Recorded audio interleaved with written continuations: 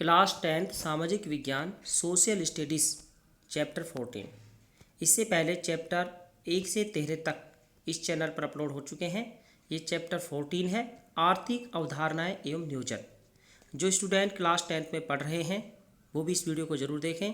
विभिन्न प्रतियोगी परीक्षाओं में यदि ये टॉपिक आता है तो आप इस टॉपिक को देख सकते हैं। शुरू करते हैं चैप्टर 14, आर्थिक अवधारणाएं एवं नियोजन। इसके तहत हम अध्ययन करेंगे राष्ट्रीय आय क्या है, सकल घरेलू उत्पाद, प्रति व्यक्ति आय, भारत में राष्ट्रीय आय की गणना, अर्थव्यवस्था के क्षेत्र, आर्थिक नियोजन और नीति आयोग के बारे में इस चैप्टर में अध्ययन करेंगे। चर्चा करते हैं राष्ट्रीय आय क्या है। देखिए, राष्ट्रीय आय का यहाँ पर एक सामान्य परिचय देख लेते हैं। हम दिन प्रतिदिन के जीवन में अनेक बार आय शब्द का प्रयोग करते हैं। ये जो आय शब्द का प्रयोग है, हम दिन प्रतिदिन के जीवन में इसका प्रयोग करते हैं। किसी भी व्यक्ति या परिवार के कल्याण को देखने हेतु सर्वाधिक जो उपयोगी कारक है वो आय को ही माना जाता है। तो यहाँ निष्कर्ष निकाल सकते हैं, एक देश के सभी साधनों द्वारा एक वर्ष में उत्पादन प्रक्रिया में योगदान के फलस्वरूप अर्जित आय का योग राष्ट्रीय आय कहलाता है। एक बार आप पुनः देख सकते हैं, एक देश के सभी साधनों द्वारा एक वर्ष में उत्पादन प्रक्रिया में योगदान के फलस्वरूप अर्जित आय का योग ही राष्ट्रीय आय कहलाता है। अब राष्ट्रीय आय की हम चर्चा कर चुके हैं। इसके बाद देखिए, मैं आपको बताऊंगा सकल घरेलू उत्पाद और प्रति व्यक्ति आय क्या है। यहाँ देखो, सकल घरेलू उत्पाद की हम बात करें तो सकल घरेलू उत्पाद क्या है? एक देश की घरेलू सीमाओं में एक वर्ष में उत्पादित समस्त अंतिम वस्तुओं और सेवाओं के मौद्रिक मूल्यों का योग सकल घरेलू उत्पाद कहलाता है। यानी एक देश की जो घरेलू सीमाएं हैं उसमें एक वर्ष में उत्पादित समस्त अंतिम वस्तुएं और सेवाएं, इनका जो मौद्रिक मूल्यों का योग है वो कहलाता है सकल घरेलू उत्पाद। चर्चा करते हैं हम प्रति व्यक्ति आय की। देखिए, प्रति व्यक्ति आय क्या है? एक देश की राष्ट्रीय आय में उस देश की जनसंख्या का भाग देने पर प्रति व्यक्ति आय प्राप्त होती है। जैसा आप फॉर्मूला देख रहे हैं, प्रति व्यक्ति आय बराबर राष्ट्रीय आय बटे जनसंख्या। यानी एक देश की राष्ट्रीय आय में उस देश की यदि जनसंख्या का भाग दे दिया जाए तो प्रति व्यक्ति आय निकल आती है। ठीक है, यहाँ महत्वपूर्ण बिंदु पर चर्चा करेंगे। भारत में राष्ट्रीय आय की गणना का कार्य केंद्रीय सांख्यिकी संगठन द्वारा किया जाता है। केंद्रीय सांख्यिकी संगठन, इसको हम बोल सकते हैं CSO। इसके बारे में आपको बाद में बताऊंगा। सेंट्रल स्टैटिस्टिकल ऑर्गेनाइजेशन, यानी कि भारत में जो राष्ट्रीय आय की गणना का कार्य ये करता है CSO अर्थात केंद्रीय सांख्यिकी संगठन। और देखिए, भारत में राष्ट्रीय आय की प्रथम गणना श्री दादा भाई नौरोजी द्वारा सन 1868 ईस्वी में की गई थी। यहाँ एक क्वेश्चन बन रहा है, भारत में जो राष्ट्रीय आय की प्रथम गणना की गई थी वो सन 1868 ईस्वी में की गई थी श्री दादा भाई नौरोजी द्वारा। इसके बाद प्रयास किए गए। इसके बाद Findlay Siraj, doctor VKRV Rao, RC Desai इत्यादि के द्वारा भी राष्ट्रीय आय का अनुमान लगाए गए। इसके बाद देखिए, श्री PC महालनोबिस की अध्यक्षता में अगस्त 1949 ईस्वी में राष्ट्रीय आय समिति का गठन किया गया। यहाँ एक प्रश्न बन रहा है, राष्ट्रीय आय समिति का जो गठन किया गया था वो अगस्त 1949 ईस्वी में किया गया था और श्री PC महालनोबिस की अध्यक्षता में। तो राष्ट्रीय आय के गठन हुआ अगस्त 1949 ईस्वी में। इसके बाद राष्ट्रीय आय की जो गणना का कार्य है केंद्रीय सांख्यिकी संगठन अर्थात CSO, जैसा मैंने आपको बताया, सेंट्रल स्टैटिस्टिकल ऑर्गेनाइजेशन को सौंप दिया गया है। यानी राष्ट्रीय आय की गणना का जो कार्य है अब केंद्रीय सांख्यिकी संगठन CSO द्वारा किया जाता है। हम इस बात का भी ध्यान रखेंगे कि राष्ट्रीय आय देश के उत्पादन के सभी साधनों की आय का योग है, न कि देश की व्यक्तियों की आय का। ये ध्यान रखेंगे, देश के जितने भी उत्पादन के साधन हैं उनकी आय का योग होती है राष्ट्रीय आय, न कि व्यक्तियों की आय का योग होती है। यहाँ हम चर्चा कर रहे थे CSO जो कि केंद्रीय सांख्यिकी संगठन है, इसको राष्ट्रीय आय की गणना का काम सौंप दिया गया है और 1955 ईस्वी से राष्ट्रीय आय की गणना का कार्य कर रहा है। इसी चैप्टर में हम चर्चा करेंगे अर्थव्यवस्था के क्षेत्र। आप लोगों को विभिन्न आर्थिक गतिविधियों में कार्यरत पाएंगे। हम देखते हैं कि कोई क्या काम करता है, कोई व्यक्ति दूसरा काम करता है, यानी कि हर व्यक्ति विभिन्न आर्थिक गतिविधियों में कार्यरत होते हैं। तो कुछ गतिविधियां और वस्तुओं का उत्पादन करती हैं तो कुछ सेवाओं का सृजन करती है। ऐसी गतिविधियां होती हैं जो कुछ वस्तुओं का उत्पादन करती है और कुछ गतिविधियां ऐसी होती हैं जो सेवाएं प्रदान करती हैं। ठीक है, यहाँ ये गतिविधियां हमारे चारों ओर हर समय संपादित होती रहती हैं। तो यहाँ ये जो गतिविधियाँ हैं अर्थव्यवस्था के क्षेत्रों को, ये जो गतिविधियाँ हैं इन्हें विभिन्न समूहों में वर्गीकृत कर दिया गया है और इन समूहों को ही अर्थव्यवस्था का क्षेत्र कहा जाता है। जैसे कि मैंने आपको गतिविधियाँ बताया, कुछ वस्तुओं का उत्पादन करती हैं और कुछ सेवाओं का सृजन करती हैं। तो ये जो गतिविधियाँ हैं इनको समूहों में वर्गीकृत किया गया है और इन समूहों को ही अर्थव्यवस्था के क्षेत्र कहा जाता है। तो अर्थव्यवस्था के यहाँ पर 3 क्षेत्र हैं, प्राथमिक क्षेत्र, द्वितीयक क्षेत्र और तृतीयक क्षेत्र। प्राथमिक क्षेत्र, द्वितीयक क्षेत्र और तृतीयक क्षेत्र, अर्थव्यवस्था के 3 क्षेत्र हो गए। अब देखिए, हम प्राथमिक क्षेत्र की बात करें तो प्राथमिक क्षेत्र में उन गतिविधियों को शामिल किया जाता है जिनमें प्राकृतिक संसाधनों को प्रत्यक्ष रूप से उपयोग में लेकर उत्पादन किया जाता है। यानी कि जो प्राकृतिक संसाधन हैं उनको प्रत्यक्ष रूप में उपयोग में लिया जाता है और उत्पादन किया जाता है। तो वो गतिविधियां होती है प्राथमिक क्षेत्र के अंतर्गत। जैसे कि कपास की खेती है, कपास के पौधों की वृद्धि के लिए क्या करते हैं हम, मुख्यतः प्राकृतिक कारक जैसे कि वर्षा है, सूर्य का प्रकाश है, जलवायु पर निर्भर होते हैं। ठीक है, इसी तरह से इसके अन्य उदाहरण समझ सकते हैं, कृषि, पशुपालन, डेयरी, खनन आदि ये प्राथमिक क्षेत्र के अंतर्गत आते हैं। प्राथमिक क्षेत्र को कृषि एवं सहायक क्षेत्र भी कहा जा सकता है। अब बात करते हैं द्वितीयक क्षेत्र की। द्वितीयक क्षेत्र की गतिविधियों के अंतर्गत उत्पादों को विनिर्माण प्रणाली द्वारा अन्य रूपों में परिवर्तित किया जाता है। यानी कि यह प्राथमिक क्षेत्र का अगला कदम है। विनिर्माण इसमें किया जाता है, विनिर्माण तथा निर्माण से संबंधित गतिविधियां इसमें सम्मिलित होती हैं। ठीक है, यानी कि द्वितीयक क्षेत्र की क्रियाओं में विनिर्माण तथा निर्माण की क्रियाएं सम्मिलित की जाती हैं। और ये जो प्रक्रियाएं हैं ये किसी भी कारखाने में, किसी भी कार्यशाला में अथवा घर में हो सकती हैं।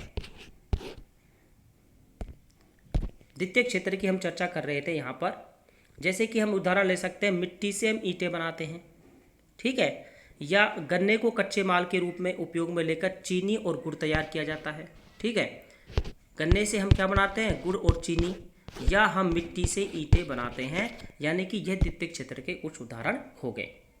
अब बात करते हैं तृतीयक क्षेत्र की। तृतीयक क्षेत्र को सेवा क्षेत्र भी कहा जाता है, ये भी आप ध्यान रखें। तृतीयक क्षेत्र को सेवा क्षेत्र भी कहा जाता है। ये गतिविधियाँ प्राथमिक और द्वितीयक क्षेत्र के विकास में सहयोग करती हैं। तृतीयक क्षेत्र की हम बात कर रहे हैं तो ये जो गतिविधियां होती हैं तृतीयक क्षेत्र की, यह प्राथमिक और द्वितीयक क्षेत्र के विकास में सहयोग करती है। इसे सेवा क्षेत्र भी कहा जाता है। इसके उदाहरण देख लेते हैं, जैसे कि परिवहन, भंडारण, संचार, बैंक सेवाएं, व्यापार आदि ये तृतीयक क्षेत्र के उदाहरण हैं। तो प्रश्न आ सकता है अर्थव्यवस्था के क्षेत्र कितने होते हैं, उनको विस्तार से समझाइए। तो 3 क्षेत्र होते हैं, उनके उदाहरण आप देख लीजिए। इस चैप्टर के अंतर्गत हम अध्ययन करेंगे पंचवर्षीय योजनाएं। यहाँ सिर्फ पंचवर्षीय योजनाओं का समय अवधि दी गई है, यहाँ पर डिटेल नहीं बताई जाएगी। जैसा चैप्टर में उसके अनुसार यहाँ पर अध्ययन करवाया गया है। तो जो भारत है उसमें अब तक 12 पंचवर्षीय योजनाएं बनाई गई हैं। ठीक है, अब पंचवर्षीय योजना क्यों बनाई जाती है? नियोजित आर्थिक विकास की रणनीति के अंतर्गत भारत में पंचवर्षीय योजनाएं बनाई जाती हैं और इस नीति के अंतर्गत अब तक 12 पंचवर्षीय योजनाएं बनाई गई है। पहली पंचवर्षीय योजना की बात करें तो पहली जो पंचवर्षीय योजना है ये बनाई गई थी 1 अप्रैल 1951 से 31 मार्च 1956 तक। इसके बाद दूसरी पंचवर्षीय योजनाएं बनाई गई 1 अप्रैल 1956 से 31 मार्च 1961 तक, और तीसरी पंचवर्षीय योजनाएं 1 अप्रैल 1961 से 31 मार्च 1966 तक।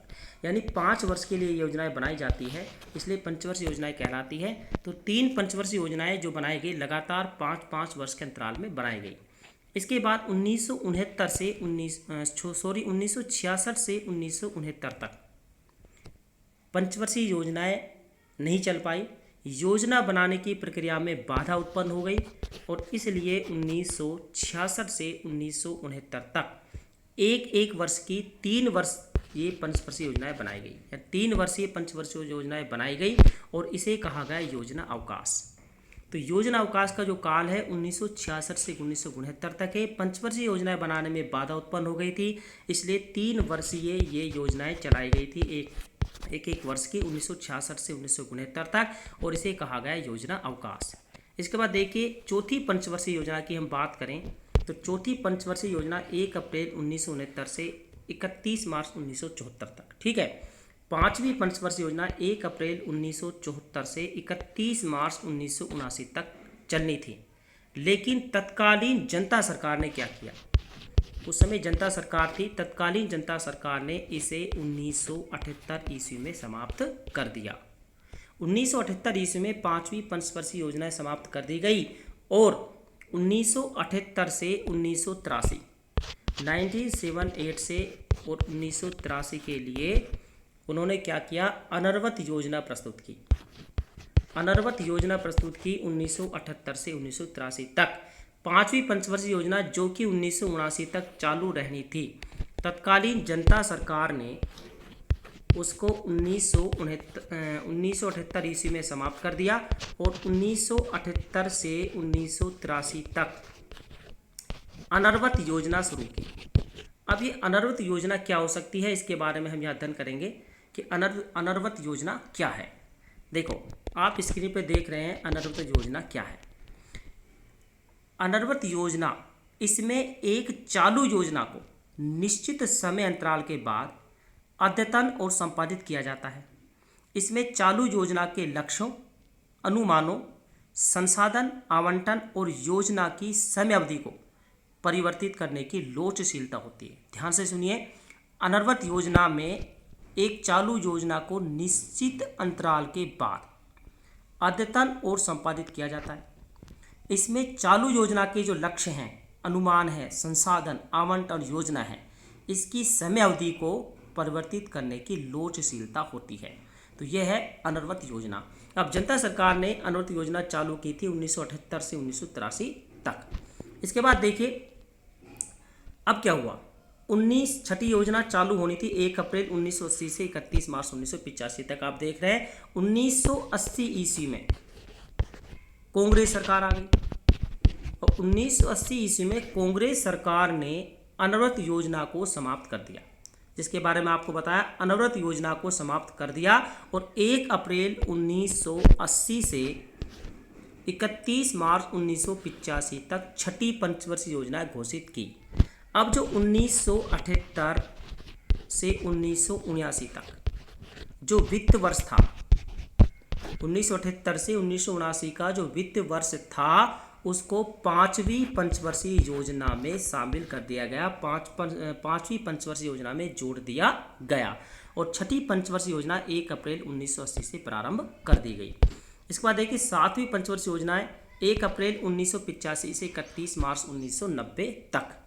अब आठवीं पंचवर्षीय योजना 1 अप्रैल 1990 से शुरू होनी थी, 1 अप्रैल 1990 से शुरू होनी थी, लेकिन तेजी से बदलती राजनीतिक स्थिति के कारण 1990 ईस्वी में जो आठवीं पंचवर्षीय योजना है प्रारंभ नहीं हो सकी, और 1 अप्रैल 1992 ईस्वी में 1992 ईस्वी में आठवीं पंचवर्षीय योजना प्रारंभ की गई, जो कि 1990 में नहीं हो सकी, क्योंकि तेजी से बदलती हुई राजनीतिक स्थिति के कारण ऐसा हुआ, और आठवीं पंचवर्षीय योजना 1992 में शुरू हुई।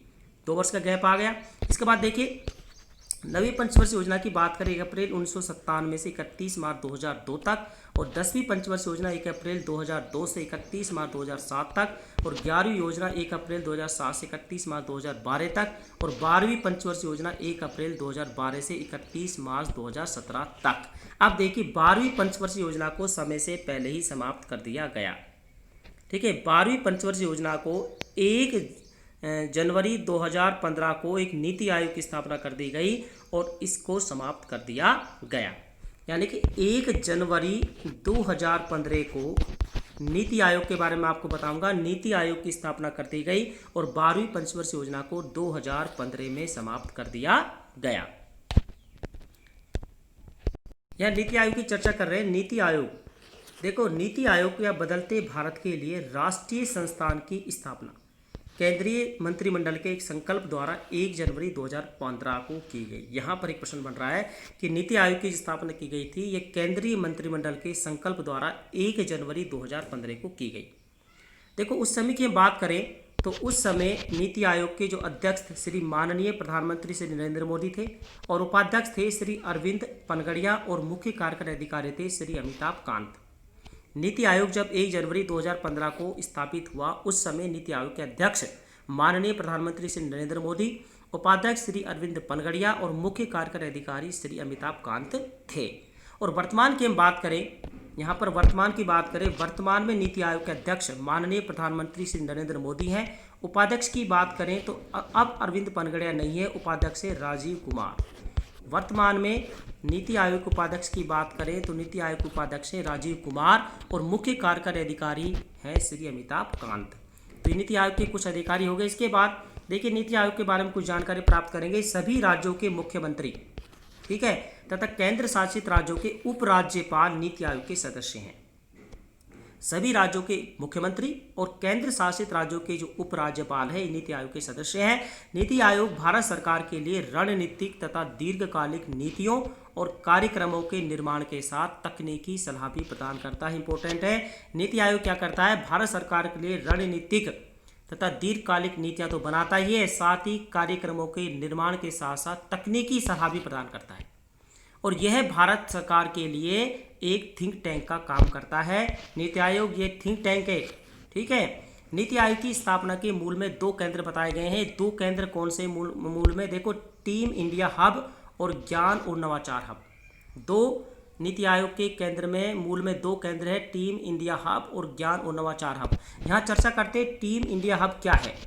देखो टीम इंडिया हब यह राज्य सरकारों को केंद्र सरकार के साथ शामिल करने का कार्य करता है।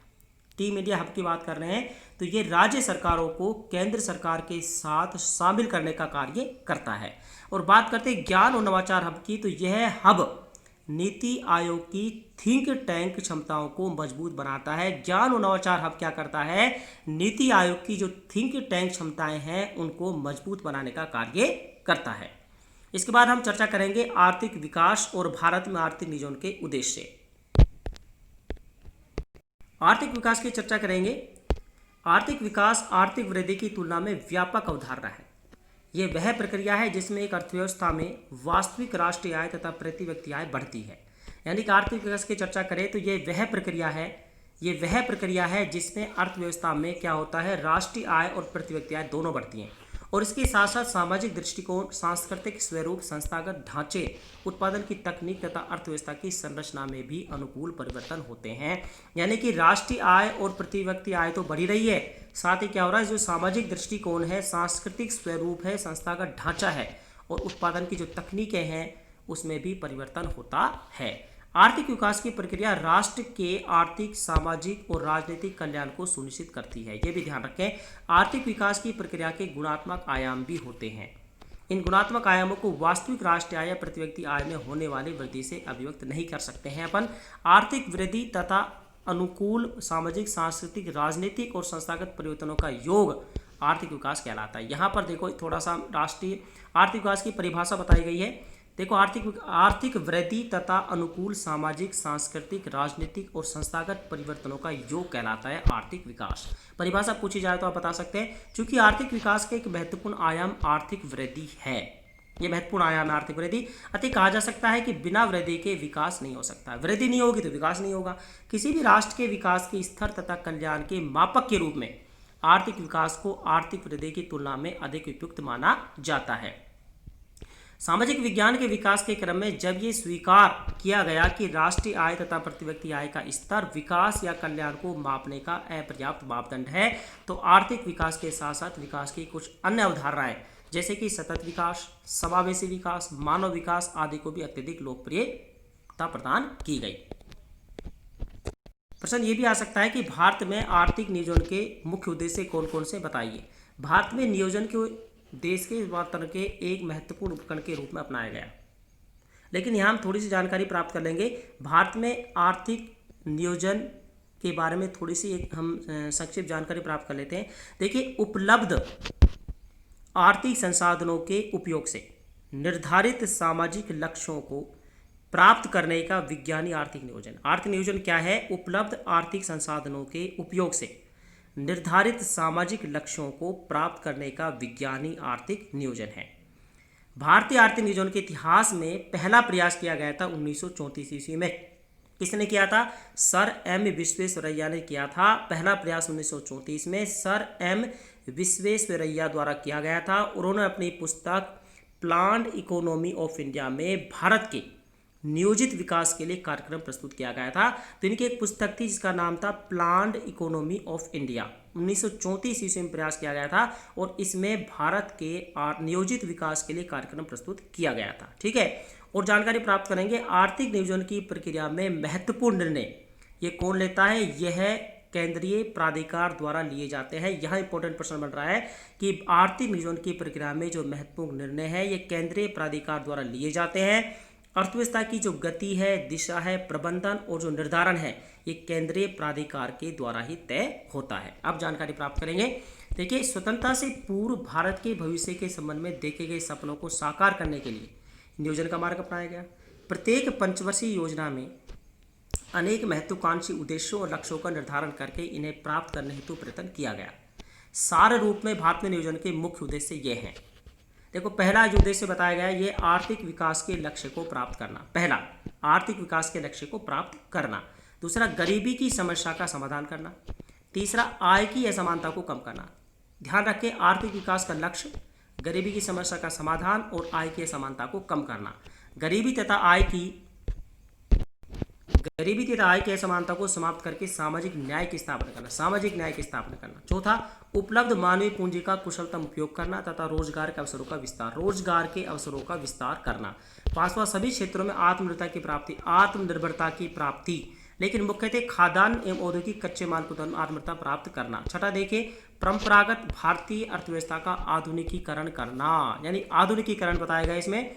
ठीक है। सातवां, शिक्षा तथा स्वास्थ्य सेवाओं का विस्तार करना। शिक्षा और स्वास्थ्य सेवाओं का विस्तार करना ये भी आर्थिक नियोजन का उद्देश्य है, और अधिकतम सामाजिक कल्याण की स्थिति को प्राप्त करना। आठवां, आर्थिक स्थिरता प्राप्त करना, क्योंकि आर्थिक स्थिरता के बिना आर्थिक विकास अर्थहीन हो जाता है, तो आर्थिक स्थिरता प्राप्त करना आठवां उद्देश्य हो गया। नौ उद्देश्य देखिए, ग्रामीण विकास, सामाजिक और सामुदायिक सेवाओं का विस्तार, ऊर्जा उत्पादन में वृद्धि। ग्रामीण विकास हो, सामाजिक और सामुदायिक सेवाओं का विस्तार हो और ऊर्जा उत्पादन में वृद्धि हो, ये नवा लक्ष्य है। और 10वां, क्षेत्रीय असमानताओं की समाप्ति। तो ये हमने पढ़े आर्थिक नियोजन के उद्देश्य। प्रिय विद्यार्थियों, पूरा वीडियो देखने के लिए बहुत बहुत धन्यवाद।